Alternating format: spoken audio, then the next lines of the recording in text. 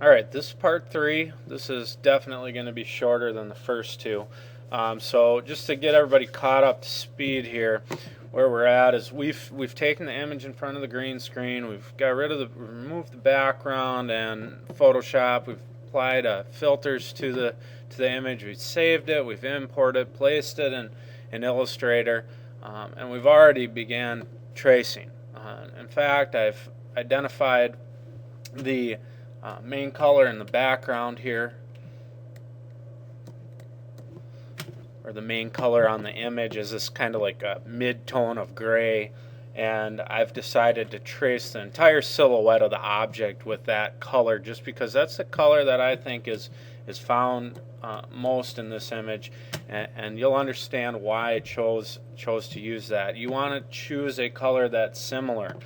So if you have a particular tone of gray that you see repeating in your image, like for instance, I see this tone of gray up here on the face and some of the facial features, and then when we move down we see that same tone of gray for the most part, composing most of the shirt.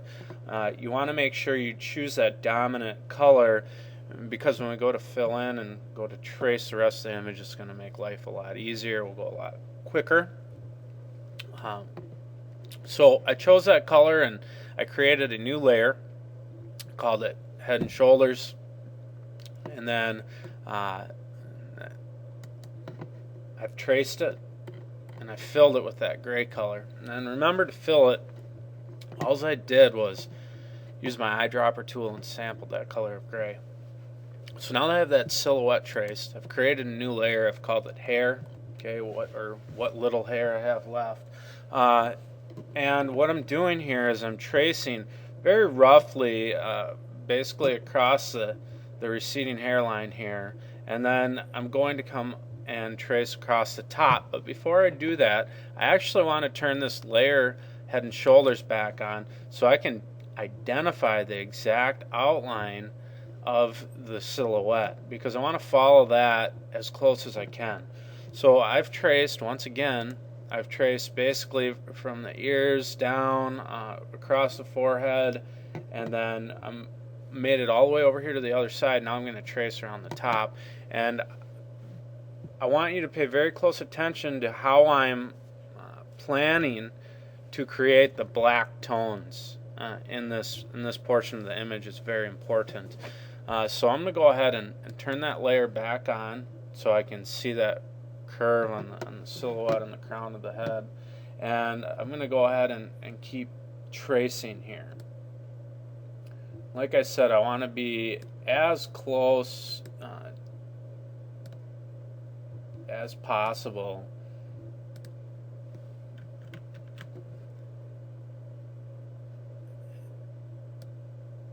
to creating the exact same curves. Otherwise it's going to end up looking a little goofy. So remember, when I trace a curved object or geometry, I end up with these two anchor point handles, and I need to collapse those to continue. So I click on the middle one to collapse those, and then now I'm just going to try and get this all in one shot here. Alright, so there I have it. Now what I'm going to do is I'm going to turn this silhouette layer off, the Head and Shoulders layer. I'm going to turn that off, and now I'm going to fill this geometry with black. Okay, so I'm going to go to eyedropper tool. I'm going to make sure my fill is on top over here, and I'm just going to click in this black, and it's going to fill it with black. So now when I go back to my silhouette, you can see that there's black fill behind all of that. Now, I'm not going to leave that like that, but what will happen is on my next layer, when I began to trace some of these other tones of gray in, I'm going to trace those in over the top of the black. So essentially we just made another background. So I'm going to lock this layer that I just made, and I'm going to come in here and I'm going to start tracing some of the gray. Now this can get a little confusing, So what I'm going to recommend is start with like a small area like up here, just so you can get a little understanding of how this works. So I'm going to start tracing the gray in here. I'm going to call this dark gray. Call it dark gray.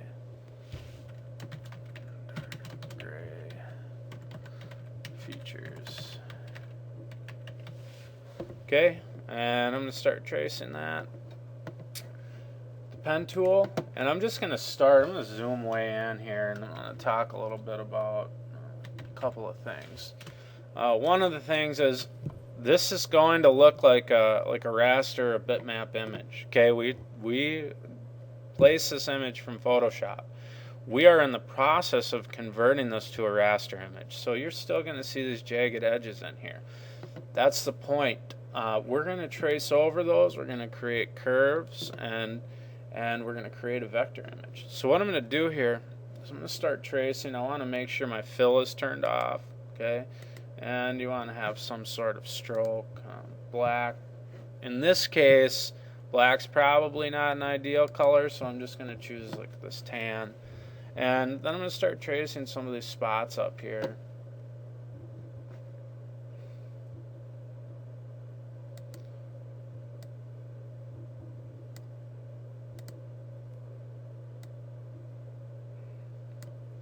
Okay, we're going to get into some sort of stroke adjustment in the next class or the next video.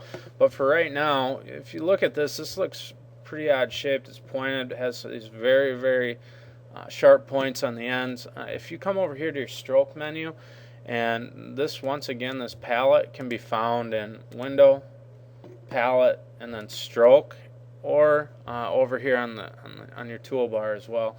But if you come over here, if you have these selected and you just go ahead and click on the cap and round that cap, it should round the strokes on that particular geometry. Okay, so this is the cap, and then I did the corner, which is a round join.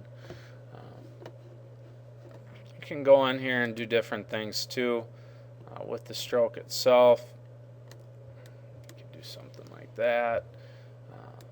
There's a lot of options. We'll talk about that coming up here. So I'm happy with that. So I'm going to go back to my pen tool, and I'm just going to keep tracing some of these out.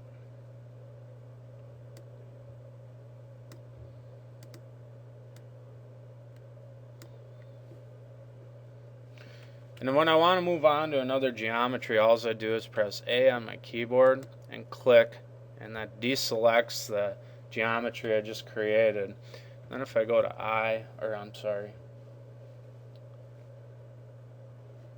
P for pen tool, I can come back in here and keep tracing over the top of these things.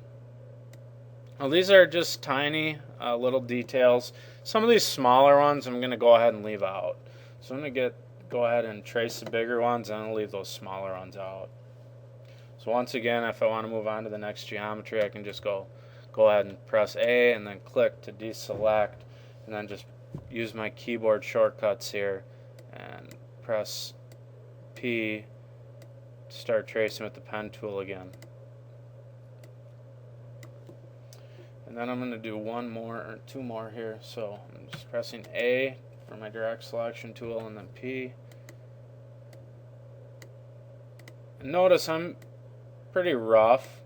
I'm making sure I get the entire spot of gray, but I'm not zooming way in and tracing every little jagged line. And I think you're going to find that once you complete this and you're able to zoom in on it, these little details are going to look pretty good. So what I need to do now is first off change my stroke to the color of tracing